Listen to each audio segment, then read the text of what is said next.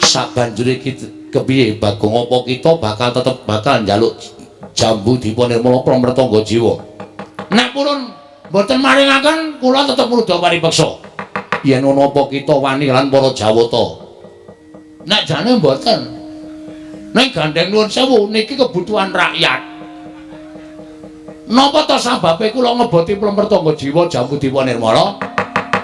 Merga niki kebutuhan rakyat pring apus niki kedukuhan pring apus. Nek nganti kula ora iso pramrtangga jiwa jambu dipun ora entuk, ateges rakyat kula sengsara. Daripada rakyat saya sengsara, lebih baik saya yang harus menjadi apa ya? Korban demi kesejahteraan rakyat.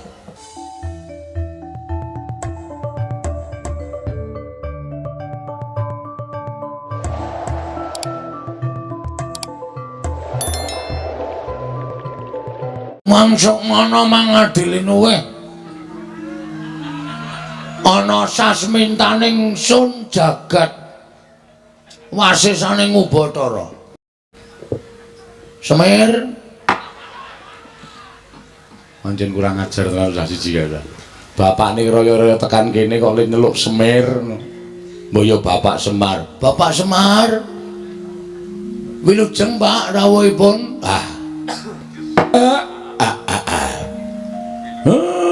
Wong tuwa dibasani karo anak ki rasane ning ati kaya disiram tirta wayu sewindu. Atiku rasane kaya disiram tirta wayu sewindu. Anyes. Oh. Slamet tekaku dole Bagong. Aku ngaturake pamujiku tampanana ya cah bagus. Kula pundi nggo jimat paripe ndayanana ing kasantosan.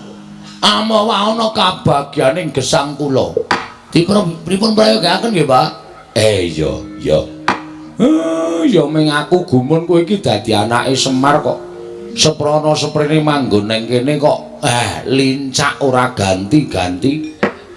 Nganti mbok tembel nganggo blabak kaya ngene iki. Nek pancen ora duwe iki nyuwun karo Bapak. Mesti tak goleke utangan. Urip ora arep ngebot-boti karo wong tuwa.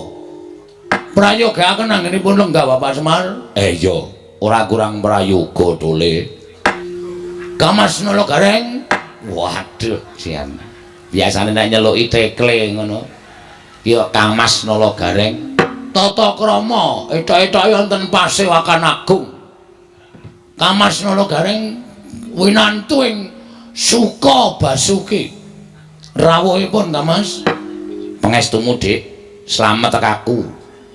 Aku ngaturake pudya pangastawaku tampanana.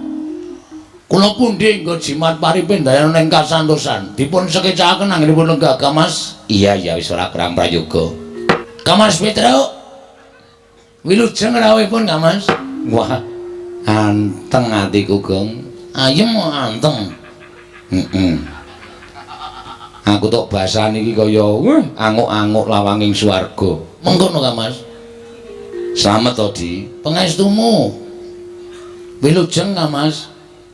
Prayogaken ya, Mas. Ya, ora kurang prayoga. Sabar sedhela Bapak Semar. Mboten wonten gangsal menit tumuli menika mangke unjukanipun medal. Iya. Bapak kuwi mlaku saka Karangkadempel, saka kelurahan tekan kene. Nek sing jeneng wong tuwa ki rak ya mesti ngelak. Sami, Bapak. Kula nggih ngoten. Ya mung sing dadi kageting atiku, Bagong. Kowe kok dadak menehi undangan karo Bapak. Dina iki kon tekan omahmu iki jane eneng apa? Apa kakang-kakangmu ya tok wenehi undangan supaya tekan omah kene. Pancen leres mekaten, Bapak. Wonten atur ingkang badhe kula unjukaken kathahipun Bapak. Basa ora pethoke gayane basa. Badhe kula unjukaken ngersanipun Bapak Semar. Bab apa? Ngaten, Bapak. Ingkang sepisan sewu-sewu kalapatanipun ingkang putra diagung pangaksami dening kula mboten ngaturaken tata upacara ning kaprajan. Dateng Bapak Semar upamiya ai. Upamiya Bapak menika rawuh menika kula ngertos badhe rawuhipun tabuh pinten kula badhe nyawisaken bandosa kreta kencana. Apa duwe? Kere kok kreta kencana. Ayo saora-orane titian apa Bapak tok pethuk nganggo apa to apa. Badhe kula pethuk mawi titian kula, Pak. Saha nyawisaken Herminakata, Hermawar. Hermawar. Herminakata ing nggone Ndara Dursasana. Hermawar kinarya amiji ampeyanipun Bapak Semar saha amiji ampeyanipun Kamas Gareng lan Kamas Petruk. Sing jeneng wong tuwa karo anak ketemu slamet ki wis ayem atine. Lho. Lha pinanggih slamet teng pundi, Pak? Sing jeneng wong tuwa karo anak ketemu saras wis apik. Berarti nek niki slamet ana hubungan karo saras. Wah, wis goblok banget. Saras ki waras. Oh ngono panti pijet. Utuh. Terus slamet ki wilujeng. Ngono lho. Nek kira-kira ora iso basa rasa basa kok malah bingung Bapak engko. Pripun Pak? Ya tata kramane. Sing baku Bapak wis tekan kene iki aku wis seneng. Mengkenten, Pak. Lah saiki aku tak takon. Monggo. Kowe iki jane arep ngopo kok dadak nekake Bapak? Wah, mboten mungkin, Pak. Mboten mungkin kula teger nekak Bapak. Ngrawuhke Bapak ana ing kene iki karepmu piye? Selasa basa wae kok. Oh ya basa. Mekaten, Pak. Niki kan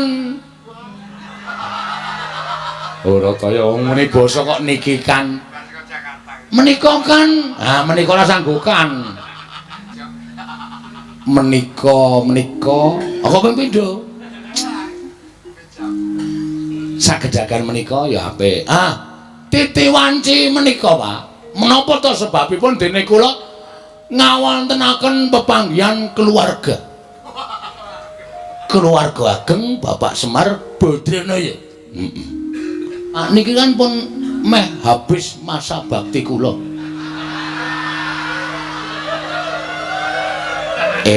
Ngono. Nggih, Pak. Ning kanyata, kira-kira sasi November niku pun entek, Pak.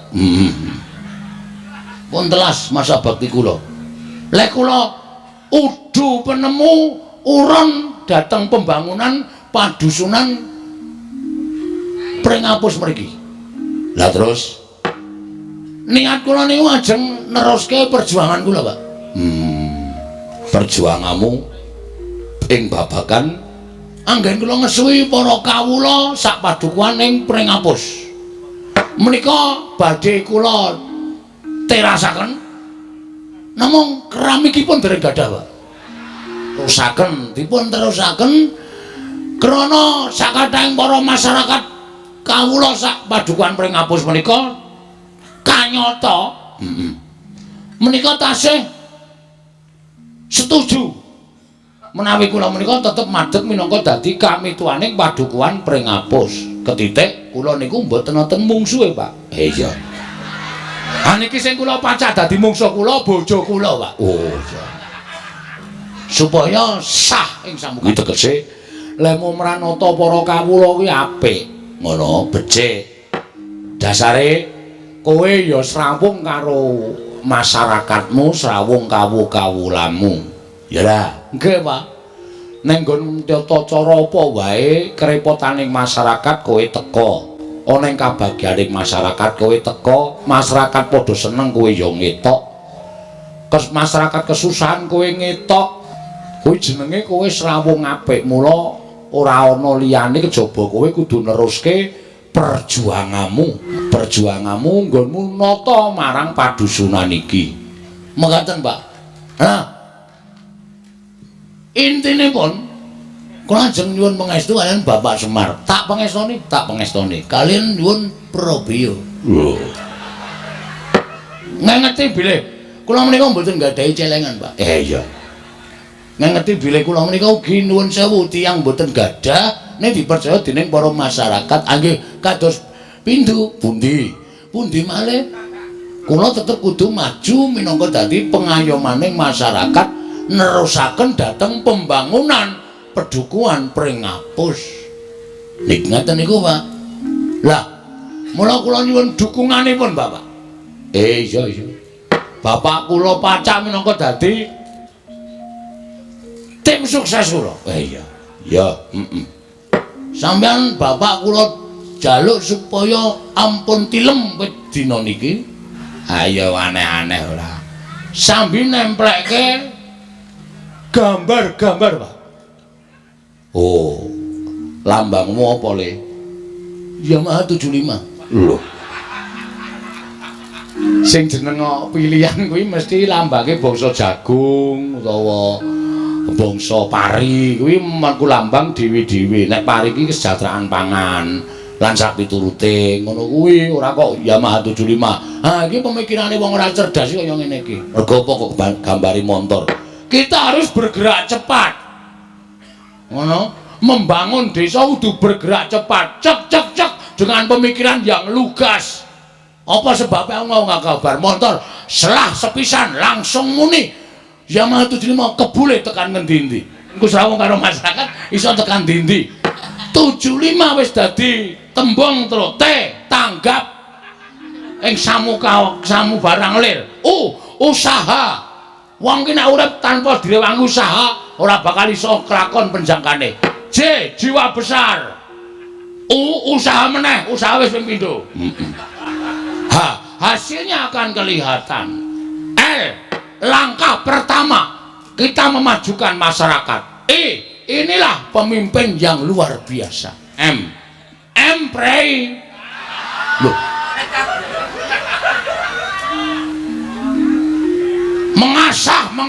Mengasuh. Iya. Ayo kita bangun desa kita. Wah, edan. Kowe ngapa, Emir?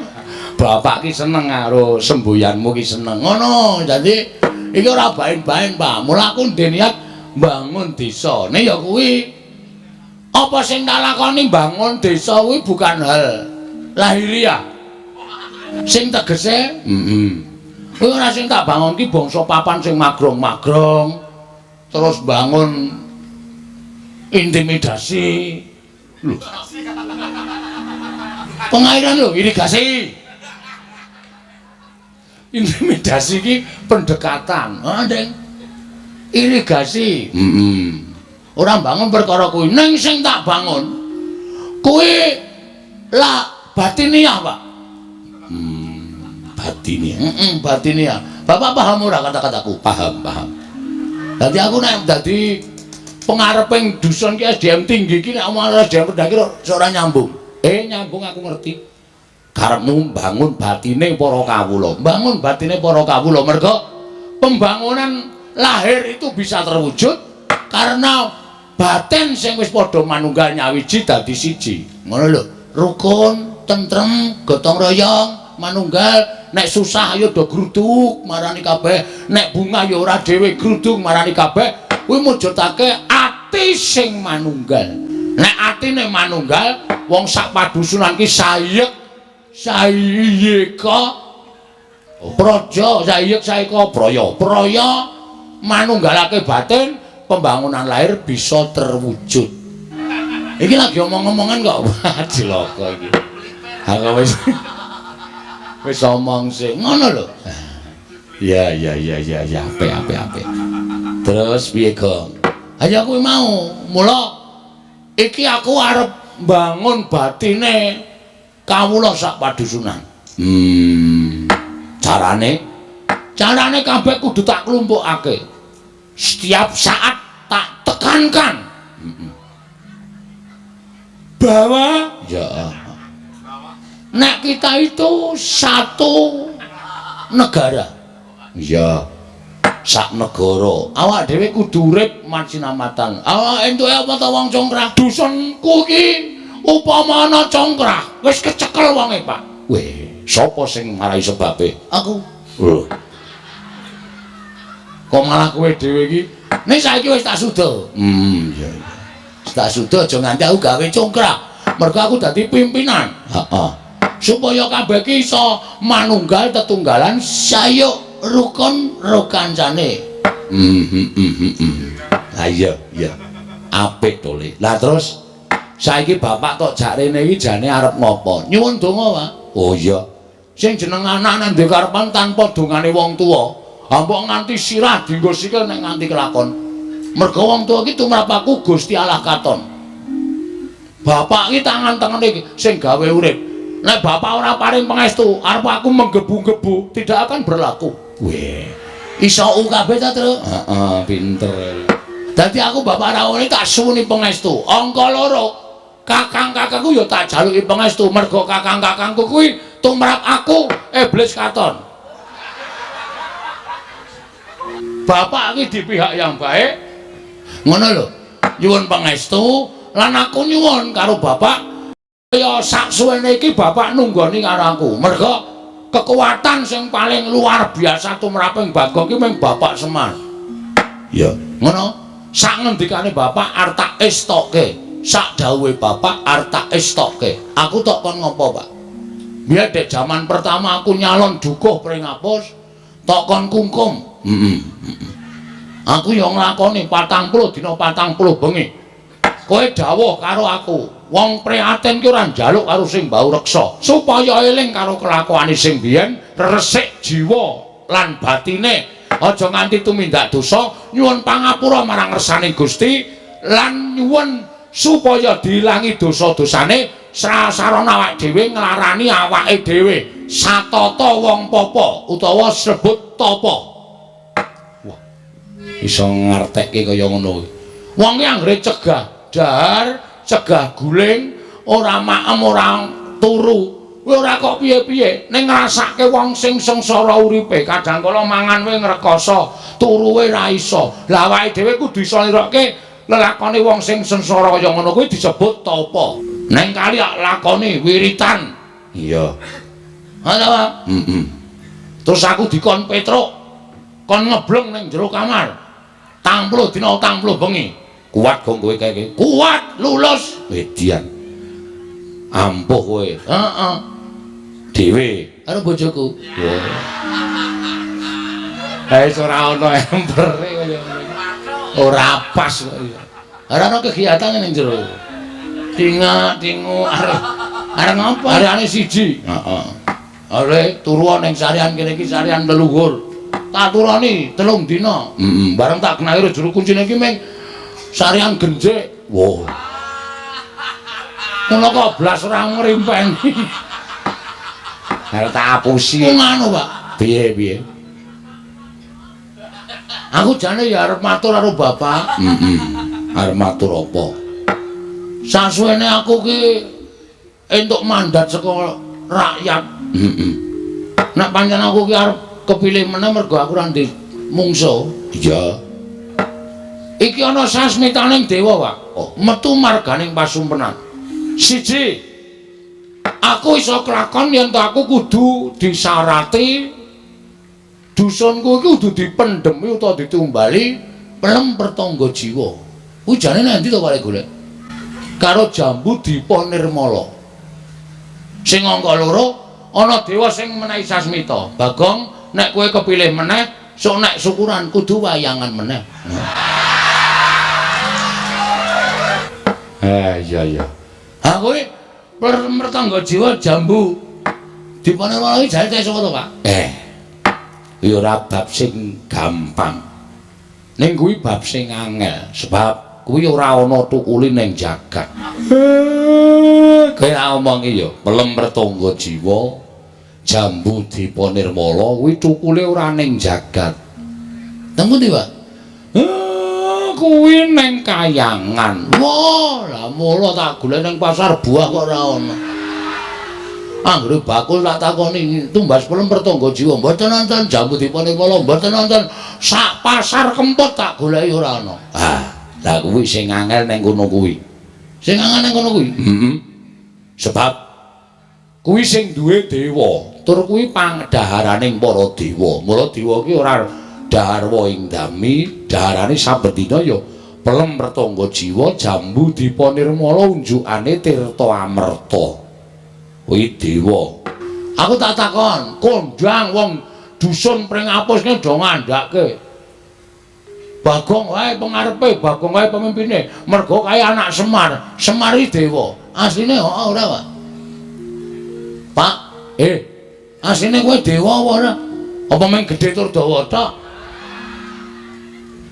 Tak omongi kuwi mbiyen crita mbiyen.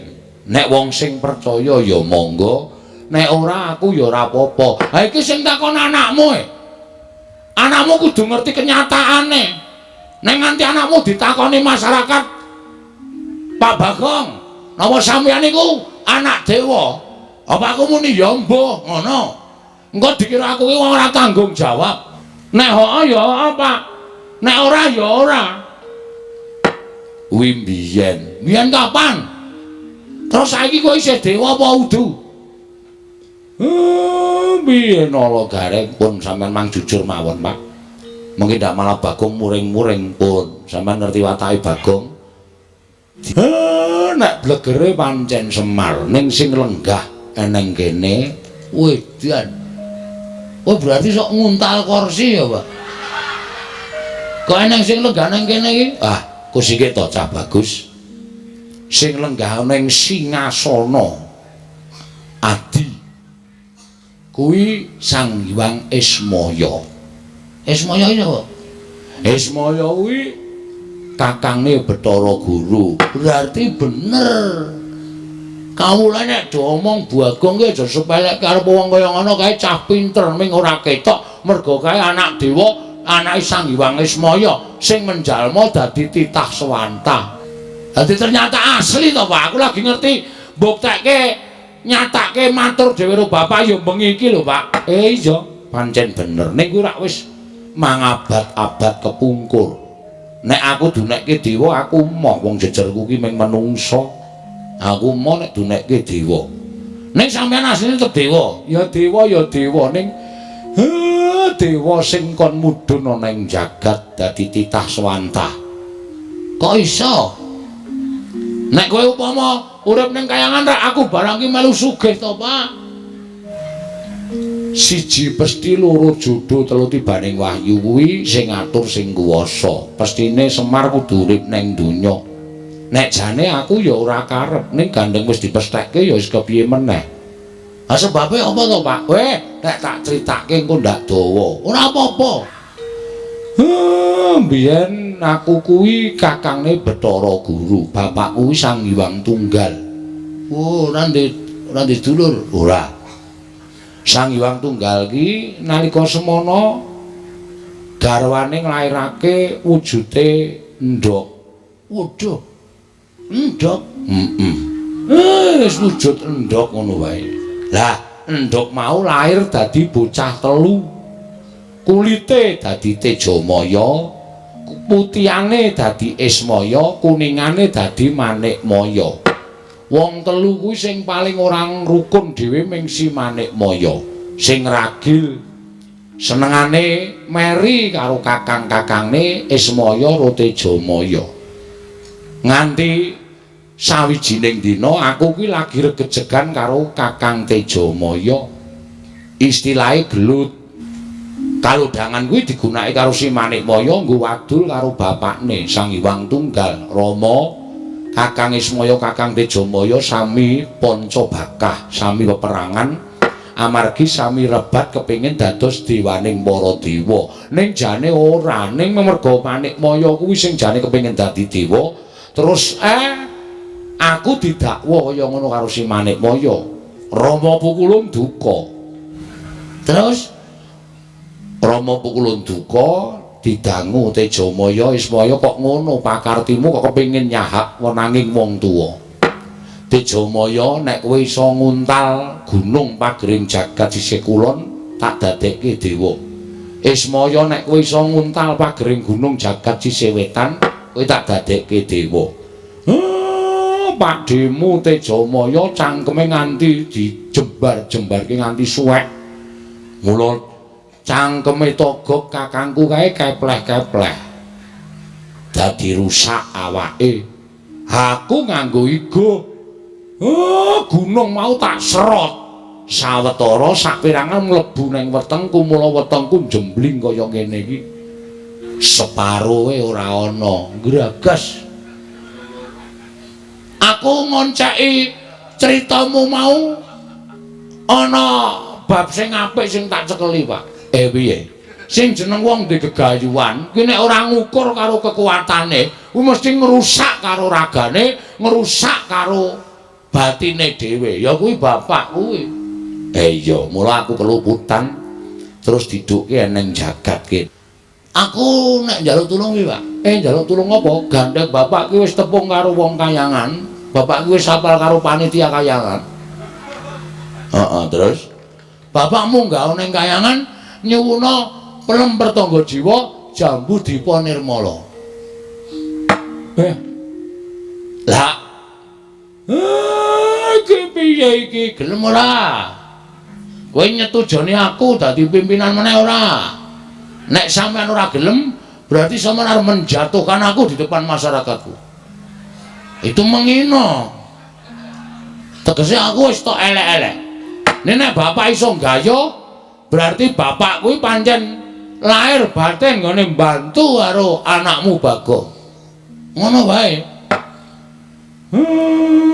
lho gareng piye iki monggo kersane bapak pripun Petruk piye kula ya ora ngerti pun rasa taren-taren gek cekat-cekat menyang pripun Pak nek upama aku rasa munggah ning kayangan piye lha terus adikku guru tak undange mrene. Wah, lha iki ngetoke keterampilan kesektene bapak. Coba. Guru kon mrene ning aja sak murite lho nak ngebabaki. Gurune tok wae. Iya. Gurune tok. Engko ndak ngebabaki aku malah kewan le nyuga aku. Iya. Tak matek aji ya Bagong matek aji pameling. Bathara Guru men tekan ana ing kene kowe matura dhewe sakarmu entuk karo orane ya sakarmu aku ming sak derma nglantarake nggih Pak ngestoke dawuh iki ana wong malak piye kancane tangane loro kok papat dhewe iki nek adus suwe tenan iki ngosoki kelek papat linggo ngisor kuwi Bathara Guru. Lho, kok ora nggo stop map? Bathara Guru. Ayo linggo ngisor. Nggih, Pak. Waduh, rawuh tenan nun ya, Pak. Iya. Oh, Mas tu nomo sidang. Sekaring bawana langgeng, Kakang Ismaya ndangu kalian kula. Sing gedhe pangapuramu. Manik Maya paripaksa kuwi tak rawuhake ning kene ya mergo ana wigati sing bakal tak aturake marang Manik Maya. Kakang Ismaya kula ngaturaken bekti kula kunju. Iya tak tampa pangestu tampanana. Oh lah. Pukulun kula ngaturaken bekti kula kunjuk pukulun. Iya nala garing ingsun tampa. Ora liwat pangestu ning ingsun tampanana. Kula punika jimat paripin daya ning kasan-kusan. Reng ora metingkring. Oh iya lali aku ora. Pikulun. Kula ngaturaken bekti kula kunjuk pukulun. Iya Bagong ulun tampa pangestu ulun tampanana. Kula pundi nggo jimat paripin dayana ning kasantosan. Pukulun bekti kula kunjuk. Iya Petruk ulun tampa pangestu ulun tampanana. Kula pundi nggo jimat paripin dayana ning kasantosan. Lah menika ngaten pukulun. Estunipun panjenengan rawuh wonten ing pedukuhan kula menika panci kula ingkang nyuwun tulung dhateng Bapak Semar ngrawuhaken pukulun Bathara Guru. Iya Bagong. Ulun boya apa-apa. Apa piye? Ora sembrono engko disotke. Wah, anake Pak D Semar ya. Ulun boya.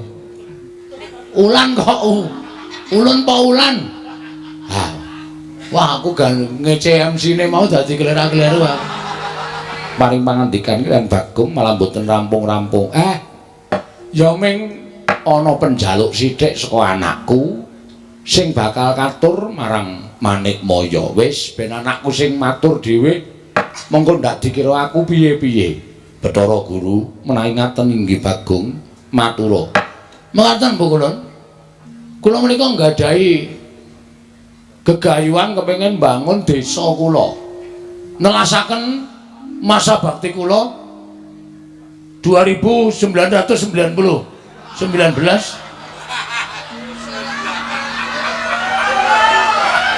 mau ya kleru ta Pak? Dadi lurah kok suwe men. Kula kepengin bangun dusun kula niki. Ning kula niku entuk sasmitane gaib. Sing nalika semanten kula nglampahi sare narites sesemek ron Rajamala abebantal boto sarembak. Gayane iki lho. Kowe turu ning tritisan ki tritisan endi? Wong tritisan kok nek kandang pitik ngono kok. Ha ning dhuwur kandang pitik. Oh. Entuk sasmitain gaib. Sasmita gaib. Sasmita gaib bilih saged rancak napa sing kula lakoni menawi dusun kula menika dipun tumbali. Ditumbali apa Bagong? Sepisan ing winastan pelem arum manis. Ah kok wis malik iki piye? Pelem apa? Arum manis. Pelem arum manis kok dadak ngrawuhke Bathara. Wis jendeng lali aku. Pelem apa Bagong? Pelem pertangga jiwa. Kalian jambu engko anggere muni kluthuk tak bandem sandal saka kene. Jambu dipanirmala. Mekaten. Monggo menika thukulipun ngendikanipun Bapak namung wonten ing Kayangan Surabaya. Suralaya. Papan pelengganipun Pukulun Bathara Guru. Mila Bapak timilu tumuli ngrawuhaken Bathara Guru rawuh wonten ing pring apus menika saperlu kula aturaken menapa ing dados panuwun kula dhateng Pukulun Bathara Guru supados maringana mboten ketang ingkang pentil. Gong cangkeme kuwi lho sing urung gedhe kuwi lho. Aku iki pikiranmu sing bosok terus. Pelem ki nak cilik pelem pentil ingkang alit waton saged dipun dadosaken tumbal ban wonten ing pedusunan pring apus mriki kalian jambu dipanirmala Bu Kulon.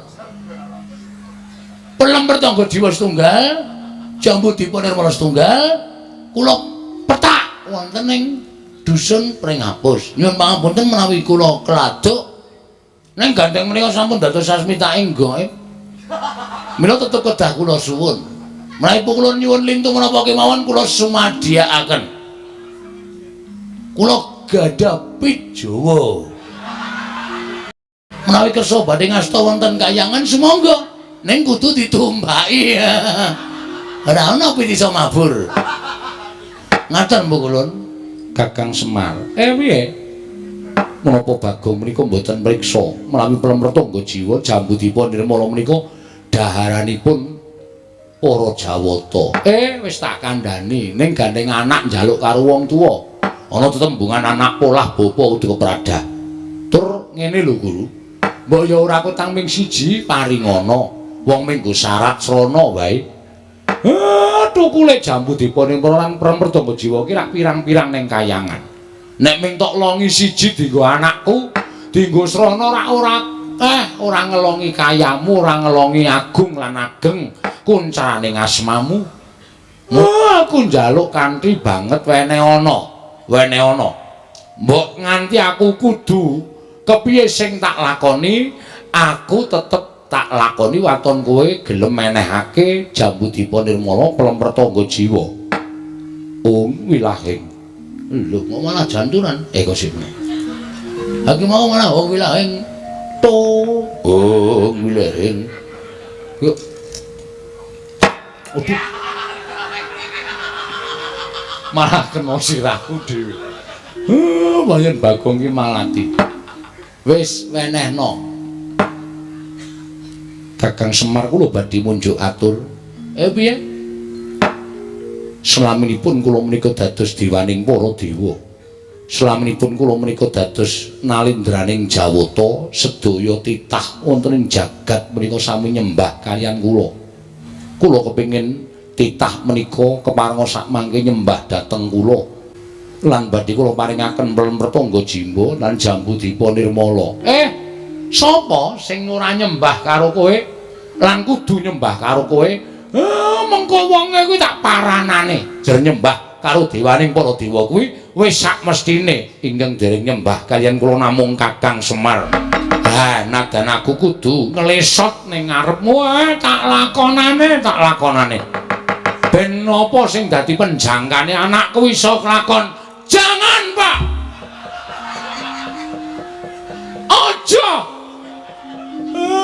Bagong, menapa sing tok karepke kelakon? Aku sing ora entuk. Aku ora tegel bapak klesotan ning ngarepe Bathara Guru. Bathara Guru ki adimu to? Aja. Wis Pak ora apa-apa.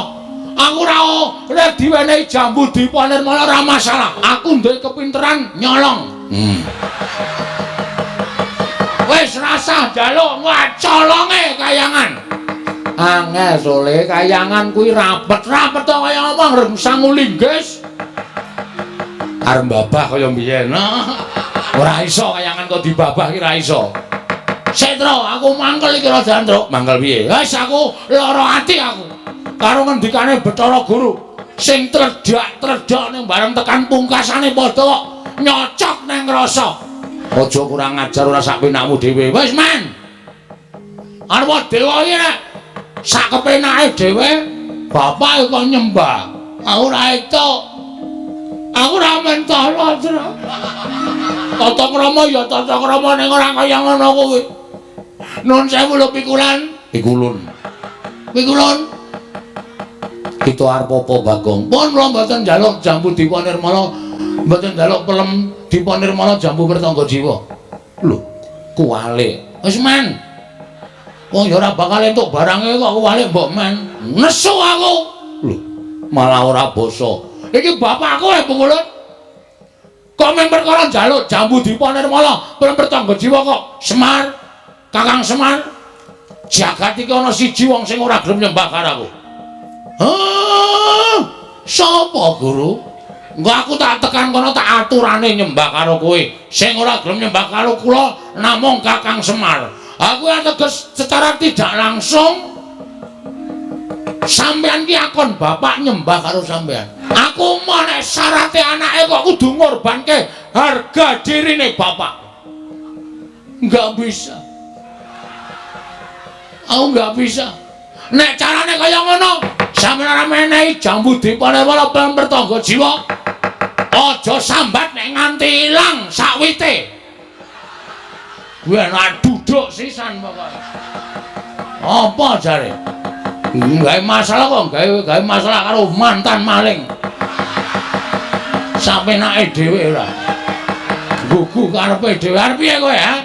Lho, kita malah wani karo panjenengan lho. Sing tak wedeni awamu. Yen ngono kita ora bakal ulun paringi. Aku ngruda paripeksa. Apa kita wani karo dewa? Sik to, kowe kita sapa e? Kita iki kowe. 2 jam iki ngene iki terus. Ha wong cah ora dong kok dikandhani ora. Iki basa dewa. Oh, beda. Nek misale gong arep endi ngono kuwi, aku nyeluk kita arep endi. Oh, berarti aku ki kita. Iya. Nek Bathara Guru ki ulun. Aku kita. Ajane kita aku. Sing positif to. Sabanjure kita kepiye Bagong apa kita bakal njaluk Jambudipta Nirmala Pratangga Jiwa. Nek purun mboten maringaken kula tetep mrudha paripeksa. Yen ana apa kita wani lan para Jawata. Nek jane mboten. Ning gandeng nuwun sewu niki kebutuhan rakyat. Napa to sababe kula ngeboti Pratangga Jiwa Jambudipta Nirmala? Merga niki kebutuhan rakyat pring apus niki kedukuhan pring apus. Nek nganti kula ora iso Pratangga Jiwa Jambudipta Nirmala entuk, ateges rakyat kula sengsara. Daripada rakyat saya sengsara, lebih baik saya yang harus menjadi apa ya? Korban demi kesejahteraan rakyat.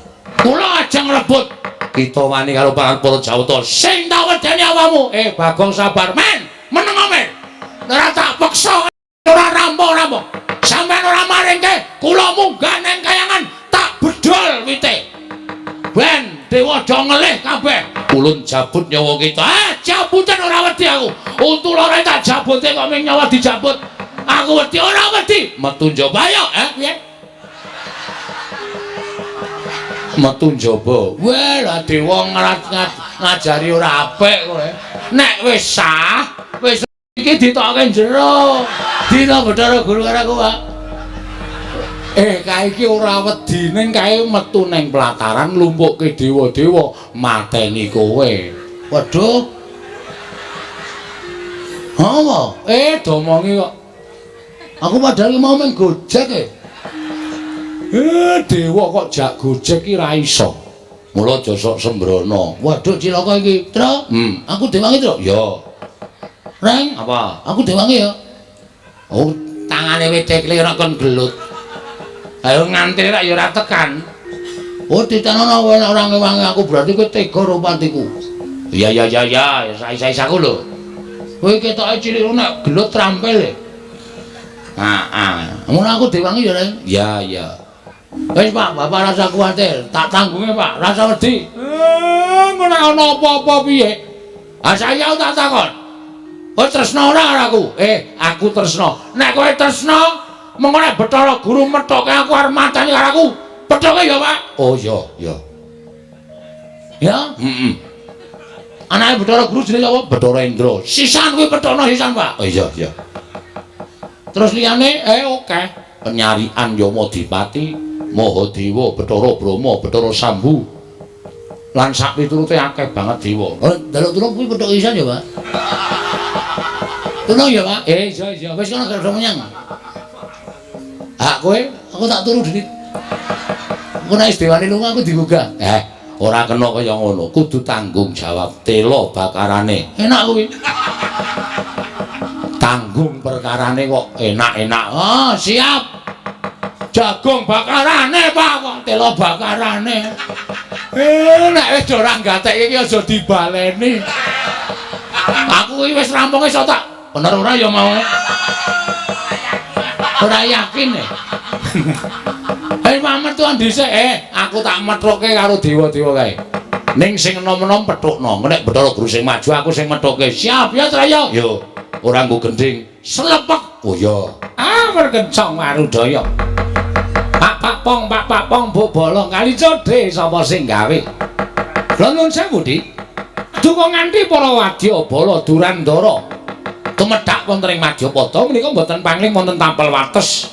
Padukuhan mring ngapus papan pernahipun Bagong.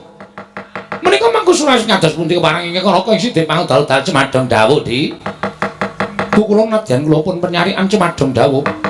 Bu kula ingkang putra pun Bathara Brahma Cemadong dawuh. Ulun kula ingkang putra pun Bathara Indra Cemadong dawuh. Nggih, Bu kula ingkang putra pun Yamadipati Cemadong. Kakang Narada. Inggih wonten timbalan. Mugi dados ing kawuningan tedhahipun ingkang rayipun Bathara Guru wonten ing papan mriki krana kula nampi timbalanipun Kakang Semar. Inggih Kakang Ismaya. Ingkang miji dhateng ingkang rayipun Manikmaya supados tedhak wonten ing Madyapada. Lajeng kersmanipun Kakang Semar. Jebul mboten kanyono-nyono tedhahipun ingkang rayipun Manikmaya wonten ing Pringapus. Krana wonten pamuthaipun Panakawan Bagong. Bagong badhe mbangun desa nanging kedah wonten syarat-syaranipun. Syarat-syaranipun menapa? Padukanipun Bagong kedah tinumbalan Pelemper Tangga Jiwa miwah Jambudipta Nirmala. Satemah Bagong nyuwun kelawan ingkang rayi maringaken Pelemper Tangga Jiwa lan Jambudipta Nirmala kinarya dhaharaning para Jawata Kakang. Tumunten tumuli kula damel srana menika dados pancatan anggen kula kepingin ngasoraken dhateng panguwaosipun Kakang Ismaya. Ngasoraken dhateng panguwaosipun Kakang Semar liripun kados pundi dikepareng kula Cemadong dawuh. Mugi dados ing kawuningan Kakang Kakang prisa piyambak nadyan sedaya titah wonten jagat menika nyembah dhateng ingkang rayi. Namung setunggal ingkang boten purun nyembah inggih menika namung Kakang Ismaya inggih Kakang Semar. Mila tumunten kula ngaturaken syarat srana menawi Bagong badhe amboyong plemertangga jiwulan jambutipun Nirmala. Syaratipun Kakang Semar kedah nyembah dhateng ingkang rayipun Manikmaya.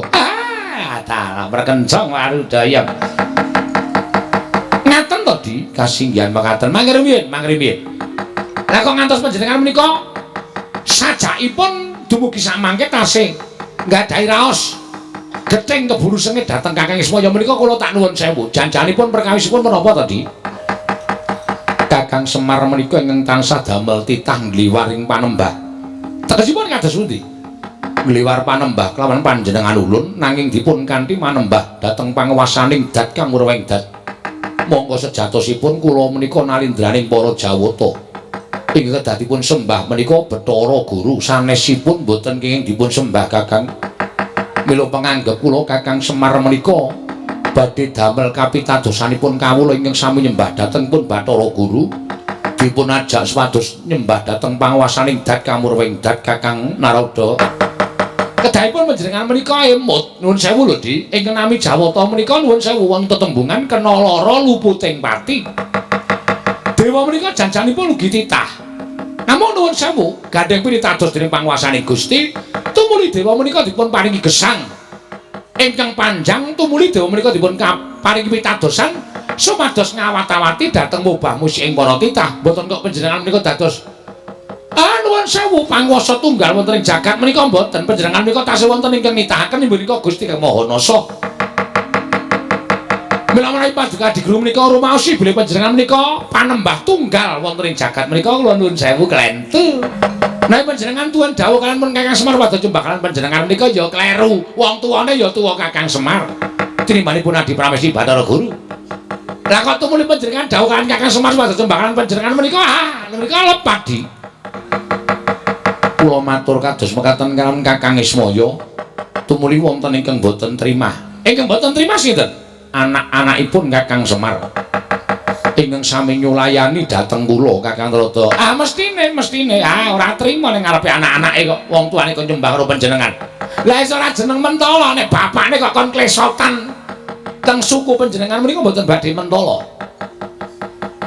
Mila dinten sakmangke kula nglempahaken para Jawata menika ingkang wigati supados sakmangke kula aturi nyekel dhateng pun Garing Petruk Bagong. Menawi Garing Petruk Bagong saged kacepeng, Semar saged kacepeng badhe kula kanthi wonten ing Kayiwangan. Wigatosipun krana keluputanipun Semar saat majanipun badhe kula cemplungaken wonten ing Kawah Candradimukha. Merkenca warudaya. Menika tegesipun kriwikan dadi grojogan, geguyon dadi tangisan menika mangke lalampanipun boten sae lho Di. Mergi menapa? Kula menika nggadahi saloka, ora ana ala ingkang tumama warang becik menika boten badhe wonten. Nadyan to kendhita oyot mimang kadang dewa. Kanthi pawadan menapa kemawon menawi pakarti ala menika boten badhe saged tumama wonten ing pakarti ingkang sae. Ingkang tumindak awon sakmangke badhe dipun damel wirang dening pakarti ingkang sae menika kala wau. Mula ingkang sae menika monggo Nadi Pramesti Bathara Guru badhe nindakaken pakrawis menika nyepeng dhateng Panakawan langkung-langkung dhateng Semar. Kula nuwun sewu lho Di, mboten ateges kula badal dawuh. Ning kula mboten ajeng melu-melu perkawis menika. Monggo tunggak waru godhong dadap. Tegesipun menapa Kakang? Narada ora melu-melu, narada ora melu garap. Menawi wonten menapa-menapanipun kula samanggaken kula aturi nyangga piyambak, kula aturi ngraosaken piyambak. Menawi kula mekaten lajeng sak mangke Kakang Narada badhe menapa? Lho, kok badhe menapa niku dados pundi? Lah kula wonten mriki tasih kagem menapa mboten? Ning nuwun sewu lho, kula mboten tumpun perkawis menika. Menika mang tanggung dhewe. Mang lakoni dhewe. Menawi Kakang Narada wonten mriki mboten rumujung pakartinipun Bathara Guru, ategesipun Kakang Narada wonten mriki sampun mboten wonten ginanipun. Menawi sampun mboten wonten ginanipun, sumangga kula aturi kundur wonten ing kahyangan kemawon. Ngibaratipun Kakang Narada sak mangke namung kantun nampi matengipun kemawon. Ha nggih. Wis. Banyari Anendra Brahma Yamadipati manuta karo Hyang Wulun Bathara Guru. Cekela Panakawan nek arep mlebu rumah sakit kana. Rumah samu Ponokan iki gampang dicekelno piye? Hati-hati ya Le, Nger Cah Bagus. Nadan iki wong tuamu nek pakartine ora tumrap aku aja ditutke, aja ditiru. Menggak kowe engko ora mangan angkane nanging gabul. Brahma, iki wonten timbalan pukulun. Ndra wonten timbalan Rama. Yama Dipati. Sak kathahing para Durandara diketapake. Merga ulun percaya anak-anake Semar uga ora bakal gampang dicekel. Nanging sapa ingkang bisa ngrangkit atmajaning Semar, luwih-luwih bisa ngrangkit Semar Badranaya. Bakal nampa hubungan ingkang sakmurwat lawan labutan kita lawan panjenengan ulun.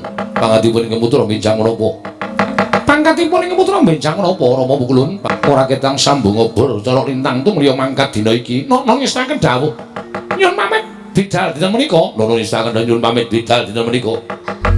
Kok rantak-rantak dewane pirang-pirang? Monggo kowe karo aku ming wong telu iki piye iki? Wis pokoke awak dhewe nglabuhi karo Bagong. Mesake bocahe. Duwe kekarepan kok malah godane kaya ngene gedine. Ha iya. Ning upama Bagong mau rawani karo wong Pikulun Bathara Guru kedadene ra kaya ngene. Nek kira-kira ora kuat ya mundur. Nek kira-kira kuat nandingi kridaning para dewa, ya dhewe kudu mbantu karo Bagong. Kok malah do grenengan.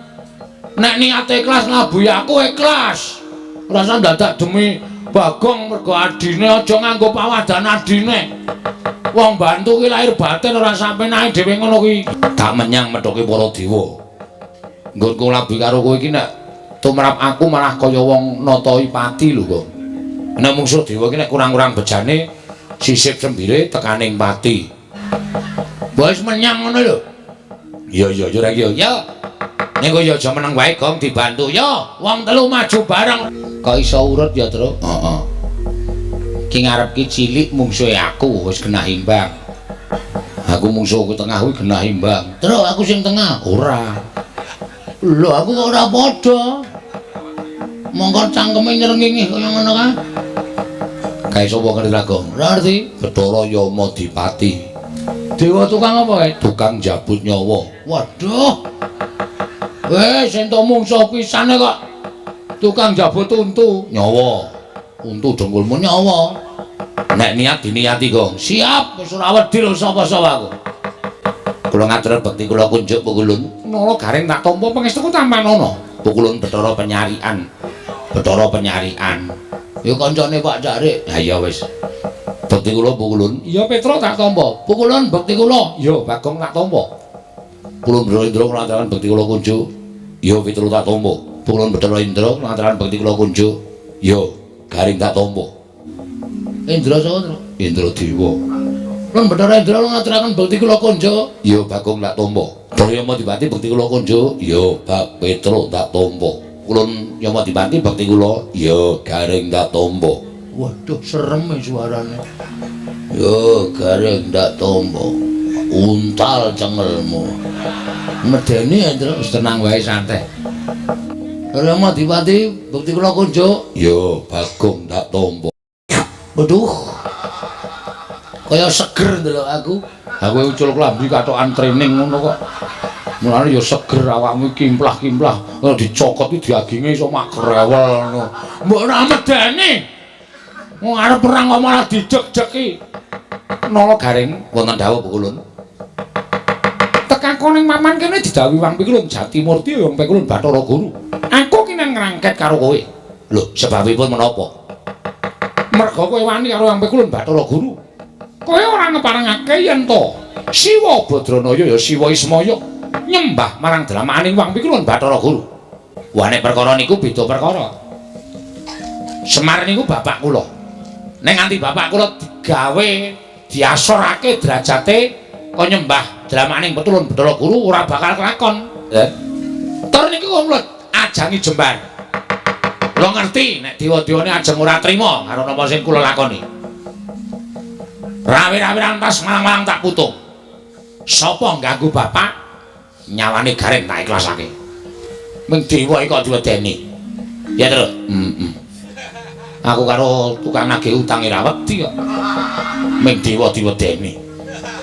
Oh, siap, Gong, siap kae. Bapak Petruk bareng ngebelani karo bapakne. Lho anake, Mas. Mun sewu Pukulun niku anake bapak. Dadi nek garing belani kula mesti belani. Wah, nek ngono Bagong ya belani. Ora kok. Belani. Ah, Deng belani. Ah, aku belani. Kowe sapa jenengmu? Yamadipati. Yamadipati. Ya. Kowe belani kena ning ditekno jabut nyawamu. Wow. Senengane jabut kowe ya. Belum rampung barang tak jabut ya. Ora semingkir apa kelakon kene marganing patimu Singalena Prapting Walis. Lho, wani aku sing tak wedeni apamu. Kelakon tak bondo, tak krincung sikilmu lho gareng. Mang maju, nek ana dewa kewirangan. Truk. Wedange putra. Ya wis ben. Wedang sing endi? Sing tak akeh banget mau lho.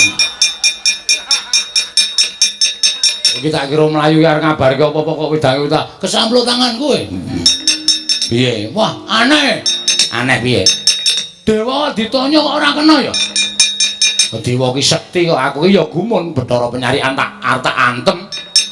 Kok kaya jarake iki rong jangkah kok ora kena. Nek sak kilan ki berarti lembu sekilan. Nek rong jangkah ki lembu rong jangkah. Piye Gong? Piye? Wis tak andani ngayal to kowe. Dewa ki angel dia kalahke. Arep kowe mampang-mampang anak Semar kae. Ning nyatane kowe ora menang karo dewa. Arep diantem ora tau iso kena awake kaya ana sing namengi. Kaya ming ngantem angin. Aku ya ae. Ya Madipati arep tak jotos raine iki. Tanganku ya ora tekan e. Oh, menggok dhewe tangane. Lho. Piye, Gong? Takon Semar aku.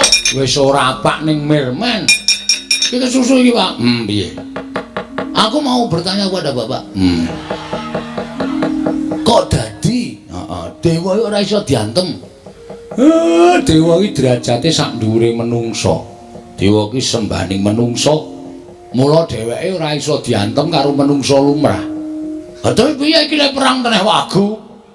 Kene diajar kene arep ngantem ra iso. Rugi kene selak modar ra iso bales. Ning sing jeneng apa-apa iki ana keringkiane. Lho wis aluka. Nggih. Sak ampu-ampuhe wong iki mesti ana keringkiane. Para dewa kae ya ana keringkiane. Keringkiane apa, Pak? Nek ngantem dewa iki aja nggon sirah, ora bakal kelakon. Ning dada medun. Mesti keneng. Mesti keneng. Dada medun. Iya mesti keneng. Mudyar dening aku kowe.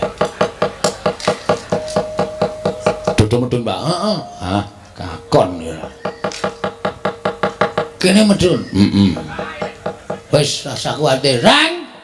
Truk, dada medun. Jujuk busine wae, Truk. Mok Suramrata, Jayamrata imbang yen padha-padha. Kowe arep ngopo kowe? Kowe arep ngopo kowe? Mang tutuke le ngantem.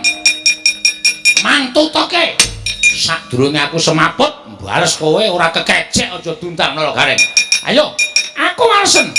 Aku walesen. Reng, apa? Nggon busi. Oh siap.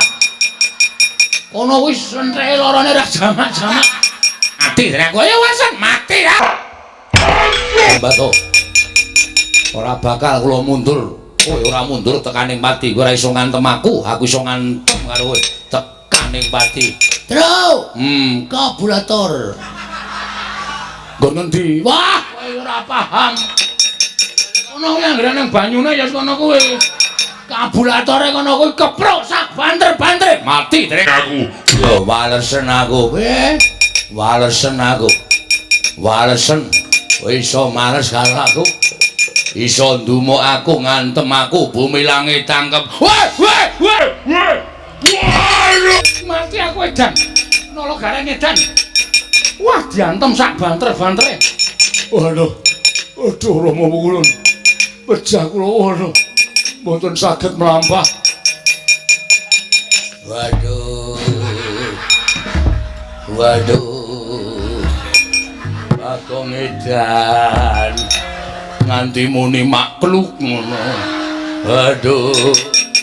Ngamuk punggung Suratanto Nirbaya Nirwikara. Panakawan gawe wirangking para dewa. Cestri Sula ora padha tekaning pati aja duntang Bathara. Wah wis. Nek dewane kalah kabeh. Cocok ora? Dada medun cocok. Sip, Mak. Penyarian tak kampleng kluthuk. Bebek ora karo-karuan ya. Jungkel-jungkel Dara Intulak antem ya kontak. Pak, Bathara Guru nggawa drai. Hus. Rai mlayu ki ya mbuh Bathara Guru nggawa gaman kae. Namane apa ya, Tru? Kae jenenge kaya tombak ning pucuke telu, Pak. Kuwi bebayani. Ora ana sing wani nampani kuwi. Kuwi pusakane Bathara Guru sing jeneng Cestrisula. Cestrisula, Tru. Gong Cestrisula, Gong. Agene nang Cestri Amin. Cestrisula. Kae ora ana sing wani methukke ning bapakmu wani. Ngene bapak mati, ngene bapak sedo. Pendem ya, Pak ya. Hus. Apiye meneh wong mati e? Kok karo bapakne kaya ngono to, Gong. Kon piye nek mati? Nek aku mati kowe ora sida mbangun desa. Waduh. Cilaka iki to. Ha iya. Kudu sida mbangun desa iki. Ha iya jawab. Kowe do tengok kene. Bagong Petro gareng tengok kene. Bathara Guru aku tak neng kene kok ora tekan kene dhewe.